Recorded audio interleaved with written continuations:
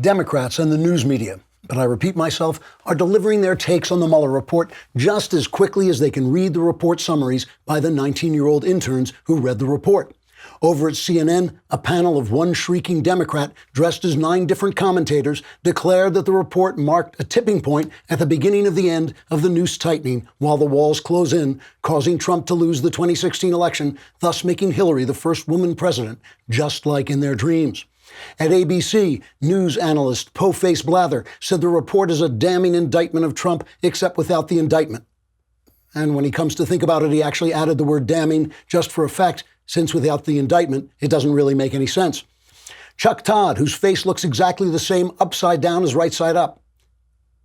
Not that that has anything to do with anything, it's just kind of weird. Anyway, Chuck Todd says that Attorney General William Barr has absolutely disgraced himself by saying the report showed no evidence of collusion, when in fact the report uses very different words to say the same thing.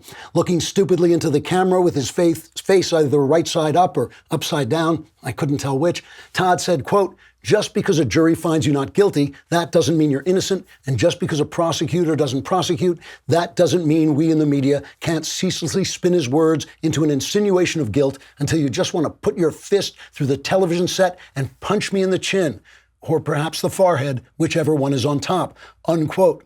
To be fair to the MSM, the report did show Donald Trump in an unflattering light as a loudmouth, over-emotional, and rash Donald Trump-like figure who has repaired the economy, defeated ISIS, and appointed great justices just like he said he would.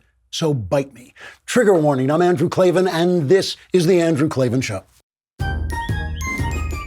I feel hunky-dunky, life is tickety-boo. Birds are winging, also singing hunky-dunky-doo. Ship-shaped, ipsy-topsy, the world is zippity-zing. It's a wonderful day, hurrah, hooray! It makes me want to sing. Oh, hurrah, hooray! Oh, hooray, hurrah! So the more attentive among you may have noticed my laryngitis is a little better, but not gone. So I'm going to push through, and then we'll have the Klavanless weekend, and hopefully I will recover, but bear with me. One of the oldest tricks in the leftist playbook is to put the adjective American in front of the common sins of humankind. American racism. They talk about American injustice, American sexism, as if these things were unique to our country. In fact, when you study these subjects in depth, you discover the word American can usually be translated to mean less racism, less injustice, less sexism. So it is with Donald Trump. For more than 2 years now, the Democrats and the media, but I repeat myself, have been telling us that Trump was evil, dishonest, corrupt. And now the Mueller report has revealed that Trump was kind of Trump. He was flawed. He's over-emotional. He's furious when attacked. He's inexperienced and even naive when it comes to operating in the swamp of politics. Robert Mueller spent 2 years going after him with a vengeance and came up with nothing indictable. That wasn't true of Comey's slapdash and slanted investigation of Hillary Clinton, which by all rights should have put her behind bars, and it wouldn't have been true of Obama if his attorneys general hadn't been as corrupt as the left pretends Bill Barr is. It's not whataboutism to point out that in the world of politics, Trump may be roguish sometimes and comically brash, but he's actually more transparent and more straightforward than virtually everyone else around him. And we're going to talk about that in a minute. But first, let us talk about Stamps.com. We love Stamps.com because we live in LA. I live in LA. The post office is, I don't know, maybe half a block away. That's 3 hours of driving. You get to listen to an entire book before you get to the post office. No, I want my post office in my computer with everything else of value that I have. Stamps.com, it's one of the most popular time-saving tools for small businesses. It eliminates trips to the post office and saves you money with discounts that you can't even get at the post office. Stamps.com brings all the amazing services of the U.S. Post Office right to your computer, whether you're a small office sending invoices, an online seller shipping out products, or even a warehouse sending thousands of packages a day. Stamps.com can handle it all with ease. Right now, our listeners get a special offer that includes a 4-week trial plus free postage and a digital scale without any long-term commitment. Just go to Stamps.com, click on the microphone at the top of the homepage, and type in Klavan. That's Stamps.com. Enter Klavan. You'll be able to stamp your letter right from your computer. Send it out with the question, how do you spell Klavan? How indeed. It's Klavan. Yesterday, despite my voice, I did a special conversation on Another Kingdom where I signed copies of Another Kingdom. You can still get your copies signed if you purchase them. I can't remember. Premier Collectibles, premiercollectibles.com/Another Kingdom. It was a great conversation. Please go on and listen to it. Answered some really, really interesting questions and talked about how the devil hates this book. Satan hates this book. He plagues me with laryngitis, with all kinds of physical ailments, with all kinds of technical glitches. Even at one point, my house filled up with centipedes when I finished the first draft, when the first book in the Another Kingdom trilogy. If you don't want to be a tool of Satan, you must buy this book. If you don't buy this book, that's what you are, and you'll start to grow horns. It'll be terrible. So go ahead and buy Another Kingdom.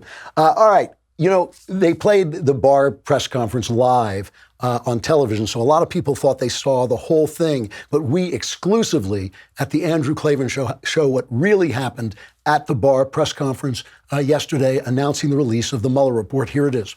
As the special counsel report makes clear, the Russian government sought to interfere in our election process.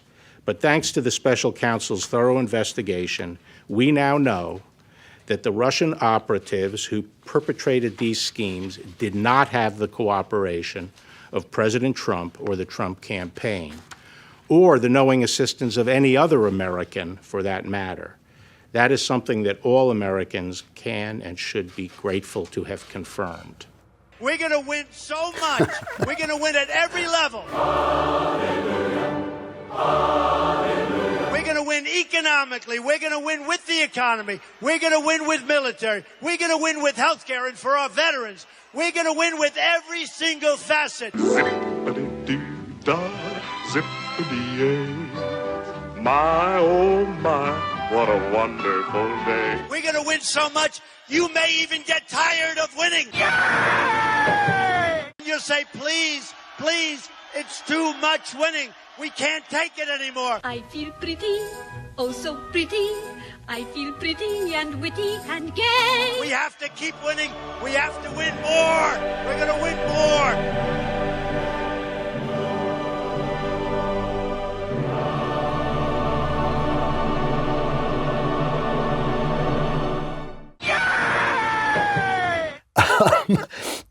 Trump obviously was delighted. I got to play one more clip from the Barr press conference. That being the greatest moment in the Barr press conference was when the reporter went after him. This is cut number 13. It just to show you the difference, the level of intelligence, competence, and professionalism between Bill Barr and the people trying to now smear him as Trump's toady. Mr. Attorney General, it's not just Democrats who have questioned some of the process here. A Republican-appointed judge on Tuesday said you have, quote, created an environment that has caused a significant part of the American public to be concerned about these redactions. You cleared the president on obstruction. The president is fundraising off of your comments about spying. And here you have remarks that are quite generous to the president, including acknowledging his feelings and his emotions. So what do you say to people on both sides of the aisle who are concerned that you are trying to protect the president? Well, actually, the statements about his sincere beliefs are recognized in the report, that there was substantial evidence for that. So I'm not sure what your basis is for saying that I am being generous to the president. You face an unprecedented situation. It just seems like there's a lot of effort to go out of your way to acknowledge how this. Well, is there another precedent for it? No, but it's unusual. Okay, so unprecedented is an accurate description, isn't it? Yes, but okay. What do you say to people who are concerned that you are trying to protect the president? Eric? You called it unprecedented. Is there a precedent? No, there's no other precedent. Trump obviously delighted. He was talking to the wounded warriors and was back on his Trumpian trolls, which is my favorite Trump, as he was accepting an award from the wounded warriors, a statuette. It's really beautiful. This will find a permanent place, at least for 6 years, in the Oval Office. Is that okay? I was going to joke, General, and say at least for 10 or 14 years, but we would cause bedlam if I said it. So we'll say 6. Yeah, so Trump is feeling pretty good. And again, here's what I saw in the report, and I spent most of yesterday reading it. Trump was Trump. it was obvious that Mueller really wanted to get him. Who in Washington could withstand a 2-year investigation into everything, every single thing his associates did that could have been interpreted as bad? I mean, it was like clearly Mueller, possibly some of this was personal animus. I got the sense that Mueller really disliked Trump, really disliked the kind of roguish. I'll tell you a funny story.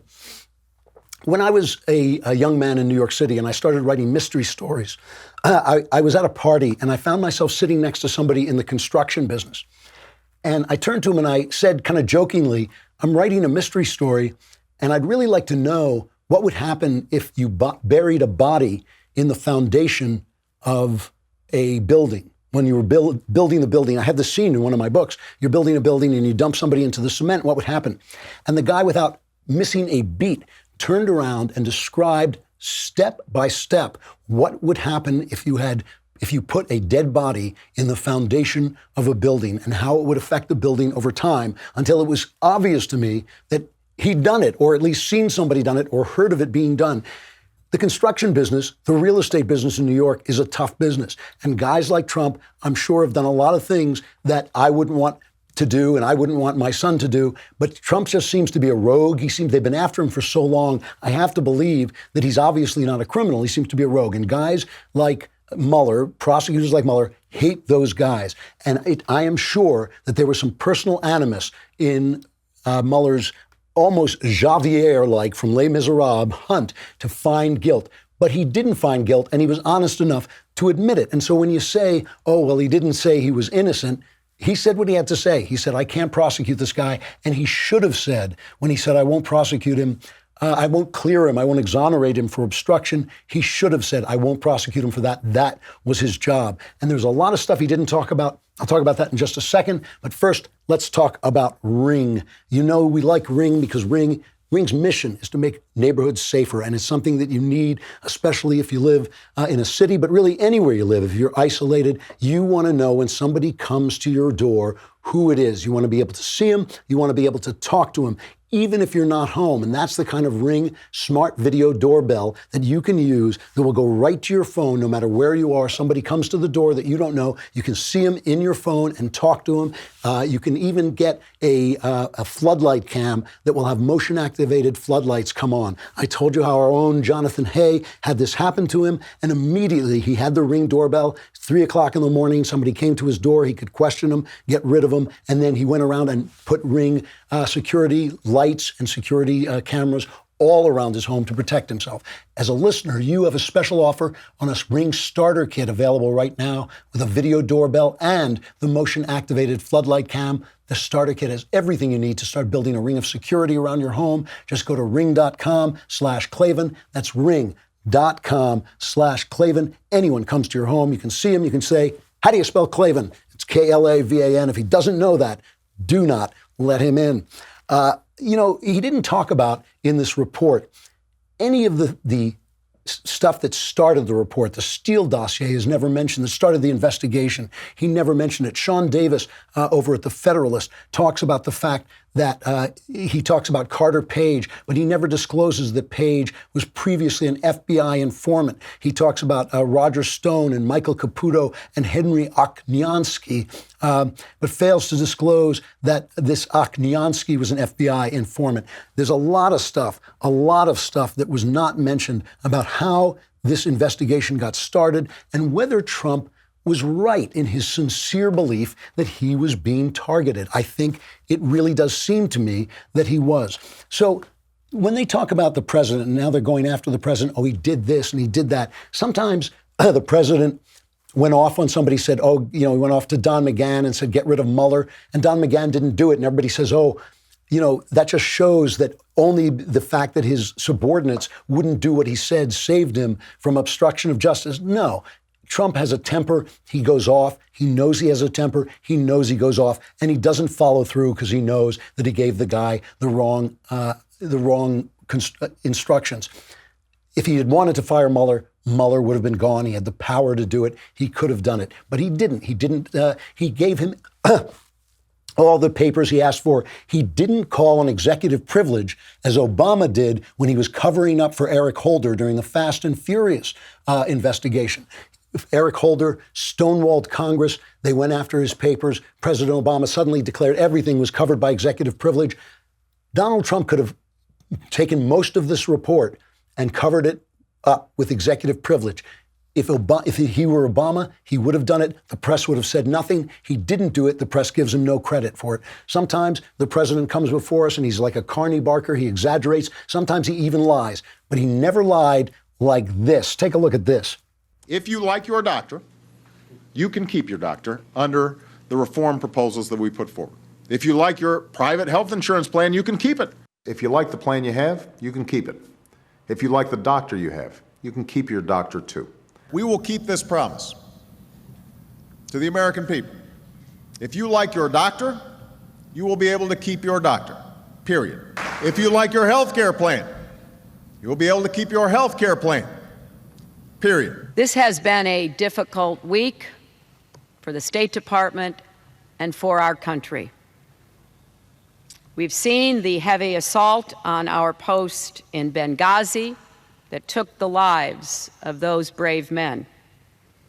We've seen rage and violence directed at American embassies over an awful internet video that we had nothing to do with. You're saying no corruption?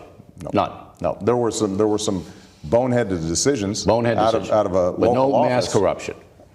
Not even mass corruption, not even a smidgen of corruption. Trump never lied like that, and he never lied like this. And he's been scandal-free, frankly, in the White House. We haven't had that for a while. He ran an administration that was largely scandal-free. There's a White House that takes pride in being scandal-free. That in the Obama years, which are remarkably scandal-free. A lot of people were talking about how he's going to be remembered for the scandal-free administration that he ran. The president has been very rightfully proud of the lack of scandal in his administration so far. There's been no major scandals around top aides. But President Obama has run an amazingly scandal-free administration, not only he himself, but the people around him. He's chosen people who have been pretty scandal-free. This has been a scandal-free administration for the last 8 years, and oftentimes people don't even talk about that fact. So Trump, you can see it in this report. Trump is a rogue. He's a flawed man. He's an overly emotional man. And he's kind of naive in a lot of ways. When he had that line about, oh, now my presidency is over because they've appointed a special counsel. What he was saying, and it's in the report, they make it sound like he was saying now they're going to get me and arrest me. What he was saying, it's in the report right there, is this is going to hold up, put a cloud over my administration. It's going to tangle me up in this stupid investigation. He had every right to be furious. He was targeted. He was treated unfairly. And the people who treated him unfairly protected people who were much, much worse than him. The thing that comes across in this report to me is that Trump is Trump. We know who he is already. We know all the stuff. Yeah, did he bang Stormy Daniels and then get her, pay her off to keep quiet? Yeah. Did he lie about it? Yep, he did. No question about it. But he didn't lie about major policies like Obamacare. If you like your doctor, you can keep your doctor. He didn't stand in front of the bodies, the coffins of fallen Americans and lie about the cause of what killed them, cover it up so that Barack Obama could continue to lie about how he had decimated al-Qaeda. He didn't do that. He didn't sit and let the IRS silence his political opponents and then lie about that. He lies about the fact he's a rogue. He's a roguish guy, and he does things that we all disapprove of, that I disapprove of. But he's in this place where he's surrounded by people so much worse, including the press. And listen to the press try and spin this thing to make it sound like they were right all along instead of wrong every step of the way. This is cut number 7. I hope I'm not playing a semantic game here, but Barr said that there was no evidence of collusion. No, what the conclusion of the report is that there was no prosecutable case. Yes. There was not enough evidence to bring a criminal case. Insufficient evidence to bring a criminal case involving the Trump campaign and Russian interest. Mm-hmm. That's different from no evidence. Right. And I think there is more evidence in the report than I had certainly known about connections between the Trump campaign and Russia. One of the things that they have said to us when they've been doing this touchdown dance for about 3 weeks now and accusing the media of trying to pull a fast one on the president here and a fast one on the American people, time and again in this Mueller report, reporting from major news outlets is confirmed in this Mueller report as being accurate. Time and again, it is revealed they gave us false statements about what was going on during the course of this Russian investigation. So that utter rationalization, utter self-defense in the midst of an absolute disaster for the American press. What Toobin is saying, he didn't say there was no evidence. He just said he wasn't going to prosecute him. That was Mueller's only job. The meetings, when you go through the meetings that the campaign had with Russian people or people with, they're completely petty. They're the kinds of things that could have happened to anybody in the chaos of a campaign, especially a campaign that was peopled at the start with a lot of neophytes and people who didn't know what they were doing.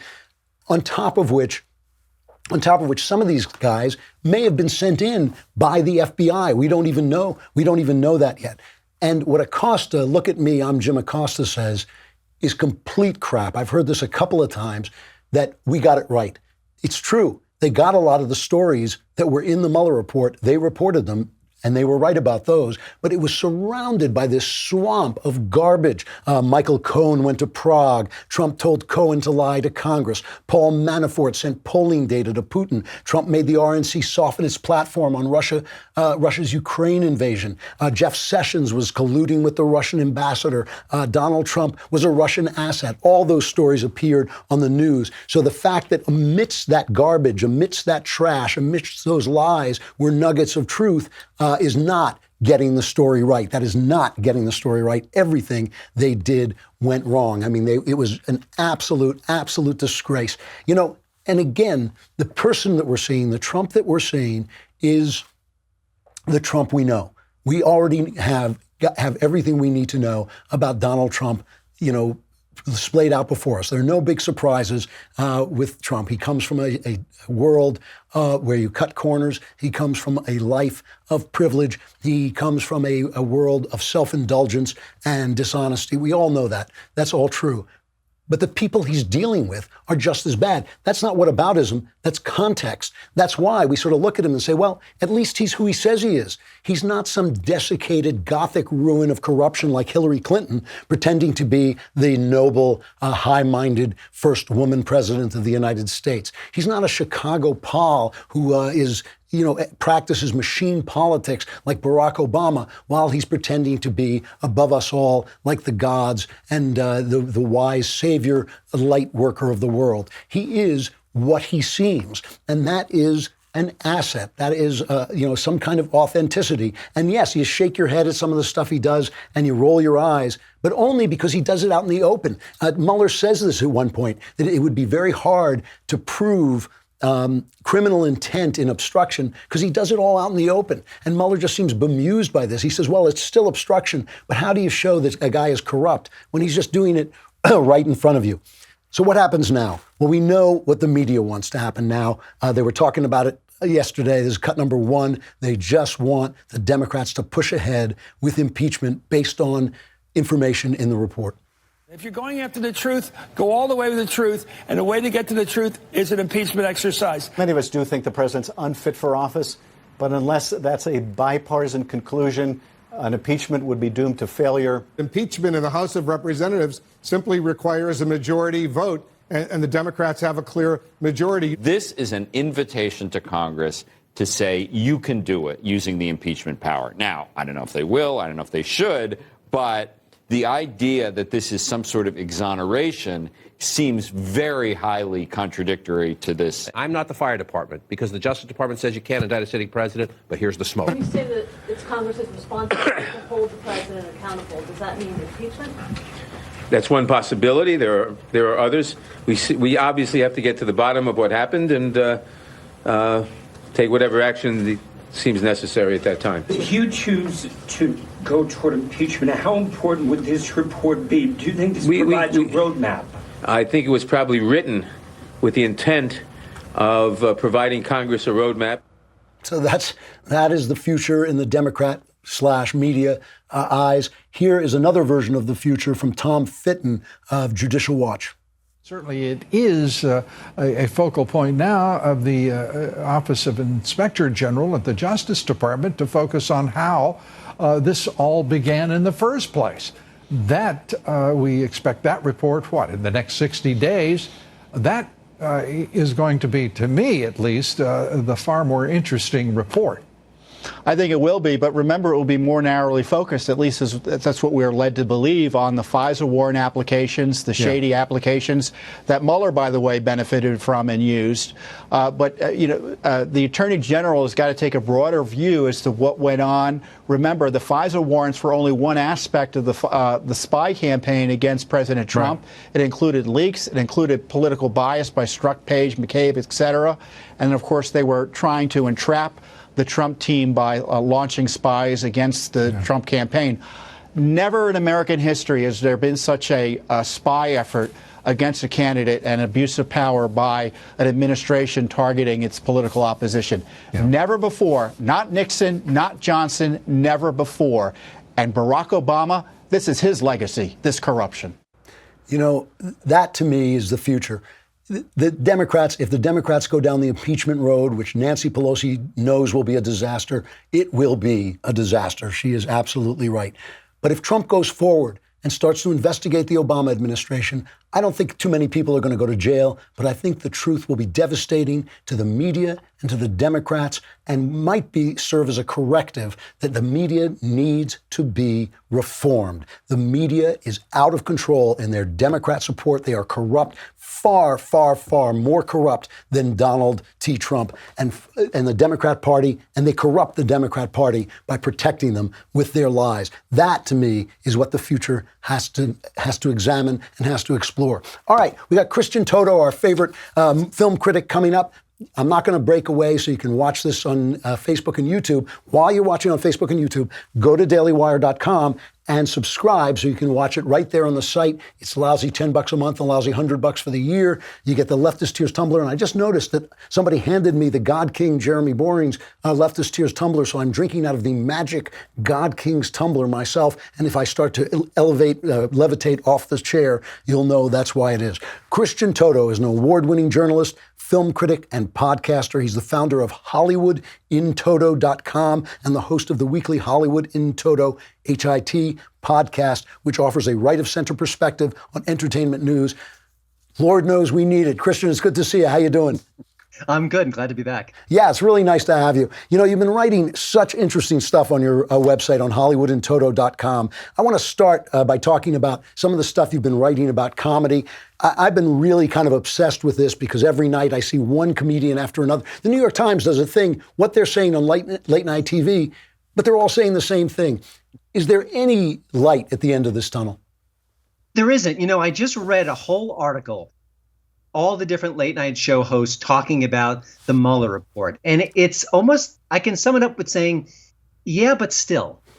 So they see all the facts, they see all the conclusions, and they keep going on the narrative. It's almost like they're living in this alternate reality that they created, and they can't let go. I mean, that in itself is kind of funny. But as far as comedy goes, you got to put it in scare quotes these days. It's just, it's clapter.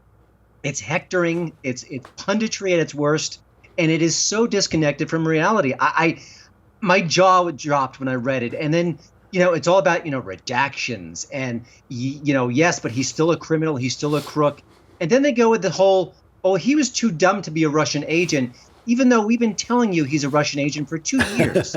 So I don't even know how they can't even square it with themselves. It's pathetic, really. You know, I saw you use this term before, clapter. What does that mean? I've never heard that before. It's not my phrase, but it means you're telling a joke, not that it's going to get laughter, it's going to get clapping. I see. So it's kind of a combination. It's a joke meant to gain applause, but it's not really funny. That's great. I haven't heard that before. I've been watching guys like Bill Burr, who I find very funny at times, hilariously funny at times, and Ricky Gervais, and they're great because they're politically incorrect, but they're also anti-religion and kind of liberal and kind of left-wing. Is there something stopping conservatives from being as funny as guys like that? Or is it just that they're blacklisted? It's the outlets or lack thereof. I mean, is there one late night show that is even remotely center or center right? No. If you and I are on Twitter a lot. If you go on Twitter, it's hysterical. I see people I follow on a daily basis who are extremely funny, cutting, sharp, insightful, illuminating. And I'm thinking all of those jokes could make it on late night TV if they could if you could squeeze them into Colbert's mouth, but they don't fit there. Yeah. But the comedy's all there. It's out in front of us. I mean, AOC is a cornucopia of material.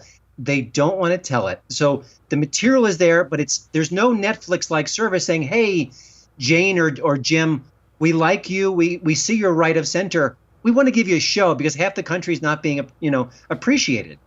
No one's ready to do that quite yet. It really is true. So let's talk about some of the stuff that's happening. A lot of films that reflect our values tend to be Christian films. They tend to be faith-based films, and a lot of those films, as we know, are just not very good. They may be fine, they may be uplifting, but some of them really don't have the depth or talent involved. Now, there have been two films recently that have kind of given us hope about this. And I have to tell you, I say that, but I haven't seen them because I've been on the road constantly. So one of them is Unplanned, which I was very encouraged by the reception it got, just in spite of the just onslaught of people trying to shut it down on Twitter, on Facebook, by the reviewers. Have you seen it, first of all? Yeah, it's a good movie. It is aggressively pro-life. And if you are pro-choice, I understand where that would be uncomfortable. So it makes no bones about what it's trying to do. But it is a well-crafted movie. I don't think it was as powerful as Gosnell, frankly. Oh, well. Which I thought was more balanced and I thought had a finer level of craftsmanship across the board. But it's a good film. It's a step above the usual faith-based movie. But I also want to mention a movie called Breakthrough, which opened this week, just a few days ago. And that one I thought was just terrific. It is a tearjerker. It has got beautiful performances, and it's got the kind of depth that I love in a movie. It's not just a kid falls in the icy waters and we're trying to pray to get him back to life. It is about a family. It's about a community. It's about a marriage and how complicated that can be, especially when you've got grief involved. It's a really wonderful film, and it is an absolute tearjerker. So if you go see it, bring many, many Kleenexes. But it's really a beautifully made movie. That's because that's getting no press whatsoever. I mean, if I didn't read your site, if I didn't read HollywoodandToto.com, I would not have known that movie existed. And it's based on a crazy true story. So that in and of itself would be, if I'm a reporter covering Hollywood, it's got Chrissy Metz, Josh Lucas, Topher Grace, name actors, Mike Coulter. I would think I'd be curious about it. What's going on? What's the story behind the story? And you would think that would be interesting, but it doesn't ring the bells that the Hollywood reporter types need to be rung. It's just the way it goes. It is funny. I mean, thinking about this with Gosnell, which by the way did get a screening at the White House. I was sorry I missed that, but I had 3 days to come home and see my wife, and I thought I better grab that. I actually do prefer my wife to the president or anybody else. But that was very nice that they screened it there. I was really happy about that. The thing is, though, that when you don't have budget for promotion and when you don't have the press building you up, you've got to have controversy of some kind to at least bring people in. And the right loves to feel that they're punching back against this incredible infrastructure of leftist criticism and media. So that criticism helps the picture. But a picture like Breakthrough sounds like it's just living on human drama, and that's a lot tougher sell. It is. And, the competition is always tough. The marketplace is always very, very strict as well. But I looked at Rotten Tomatoes, and I think the movie's got in the mid-60s, which is kind of a rave for a faith-friendly movie. So I think even critics are saying, hey, this is actually pretty good. It may not align with our worldview, but they're at least giving it a chance. So I give my fellow critics some credit there. But, I've seen other critics will condemn movies and they'll be just flat out false. Listen, you can not like a movie for a million reasons. But if they say that Gosnell is very gory, or if they say that other things are just not true, and then I kind of scratch my head. I'm thinking, okay, you've seen a movie that is different than the one I saw in the theaters. And that means something. It means you're trying to bring in a theme, an element that doesn't exist because you have an agenda. it's the way film criticism works today that I don't think was happening 10, 20 years ago. No, I'm absolutely certain of that. I mean, one of the first times I ever saw it was in for a film called Not Without My Daughter with Sally Field, where she marries a Muslim and he turns out to be an abuser, and she has to escape from him and get back to America. And Vincent Canby of the New York, then the big reviewer in the New York Times, panned it, and it's a wonderful film, a really tense, exciting, dramatic film with a great performance by Sally Field. And Vincent Canby panned it, and later, after he retired, he said, that was political and I shouldn't have done it. And I think they've completely lost their sense of that kind of conscience. Where do you go when you want to read about, besides Hollywood and Toto, which is where I go, where do you go when you want to read about an honest take on movies and entertainment? You know, my old tag team partner, John Nolte, is excellent. He's at Breitbart News, and he's got so much passion, so much pizzazz, and he really, he will love a hard left movie if it's good and interesting and thought-provoking. So I turned to him. Kyle Smith from National Review is wonderful. He's very tough, and he's very funny when he's shredding a movie. But I think he's got a good meter between, what is hype and what is reality. So those are two people that jump to mind. But it's a shrinking crowd for sure, and I wish that weren't the case. Is there any, I always ask you when you're here what you're looking forward to. I'd like to hear if there's anything good coming down the pike. Yeah, I'm 50 going on 12. If I could go online for Avengers Endgame right now, I would. I fear that the Marvel Cinematic Universe is going woke, but I think this might be our last great storytelling hurrah. At least I'm hoping it is. But intrigued about that. Why do you feel it's going woke? Because of the Black Panther stuff? Well, Captain Marvel putting Brie Larson sort of in charge of the whole franchise. The fact that the people behind the scenes are talking about inclusion, more gay-friendly themes. And I think just Captain Marvel, the movie itself, was very sort of feminist. It was very outspoken. And the great entertainment of the MCU got pushed aside while all those other themes came to bear. So I think, listen, it may not happen, but I fear it is happening. We'll see. It's funny. It's kind of comical. It's kind of comical that we're fighting over superhero movies, that people think that having Wonder Woman win World War I somehow changes the game for actual women in the real world. Do you think that there's any legitimacy to this? Do these movies accomplish something when they go woke, or do they not accomplish something when they don't? How does that work? It's tricky. Everyone spends money on advertising because they want to influence the audience. Right. People make these movies because they want to influence the audience in certain ways. If you watch a lot of TV shows, it's anti-Trump, anti-Second Amendment, pro-abortion. There's a reason why they're doing it. Now, it's always challenging to do the cause and effect. This movie made this happen. But they're going to try, and they're going to try very hard. And it's very possible that these things will influence the culture. I mean, if it happens again and again and again, then that drumbeat does have an impact. It's just hard to measure exactly how much. Christian Toto, go over to Hollywood in Toto. It's HollywoodInToto.com. Listen to the Hollywood in Toto podcast. It's just good coverage of the entertainment business you're not going to get anywhere else. Christian, thanks so much for coming on. I'll see you soon. All right, thanks again. Bye. Hopefully when I see him next, I'll be able to talk out loud. Final reflections. My old colleague and pal from England, Ruth Dudley Edwards, she's a mystery writer, a talented mystery writer. She tweeted out an article about the coverage, the BBC's coverage of the Notre Dame fires. And the coverage has been intensely dishonest and intensely silent about the things that matter. As I said before when I covered it on this show, I'm willing to believe it was an accident, though it seemed to me they made that decision very quickly. But it's happening in a context of church desecrations. It's happening in a context of Muslim, Islamist violence, and a sort of assault on the underpinnings of Western culture, which in fact are in Christian belief and Christian faith. So Ruth tweeted this article that said, it really was a remarkable feat for BBC One's News at 10 last night to get through the entire program about Notre Dame without a single mention of any of these words. Christian, Christianity, Catholic, worship, worshipers, sacred, Mass, Holy Week. They covered, they covered the entire story without mentioning that it happened at Holy Week, which is one of the things that makes it suspicious. They didn't mention Christianity, Catholic.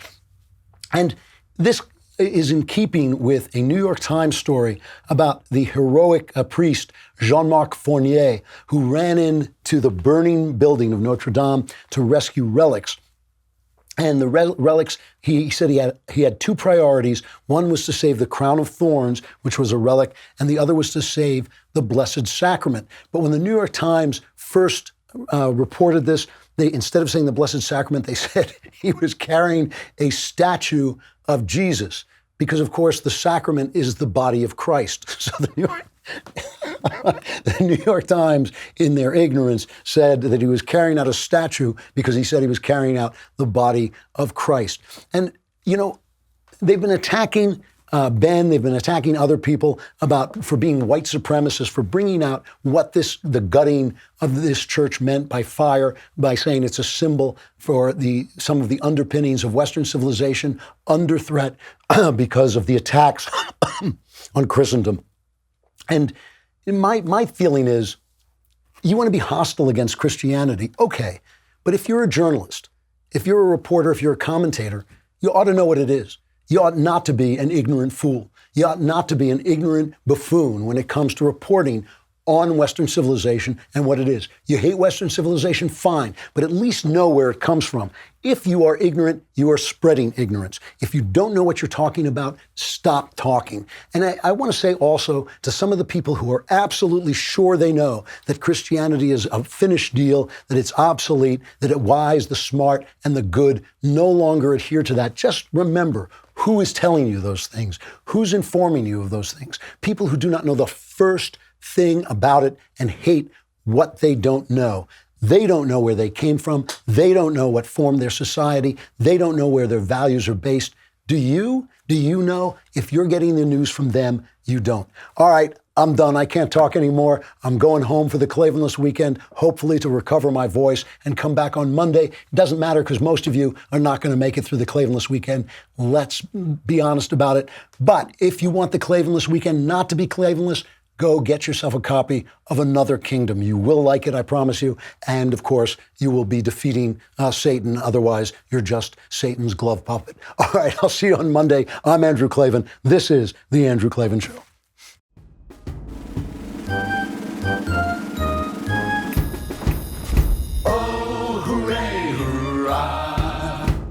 The Andrew Klavan Show is produced by Robert Sterling. Executive producer, Jeremy Boring. Senior producer, Jonathan Hay. Our supervising producer is Mathis Glover, and our technical producer is Austin Stevens. Edited by Adam Sayevitz. Audio is mixed by Mike Cormina. Hair and makeup is by Jesua Alvera. And our animations are by Cynthia Angulo. Production assistant, Nick Sheehan. The Andrew Klavan Show is a Daily Wire production. Copyright Daily Wire 2019.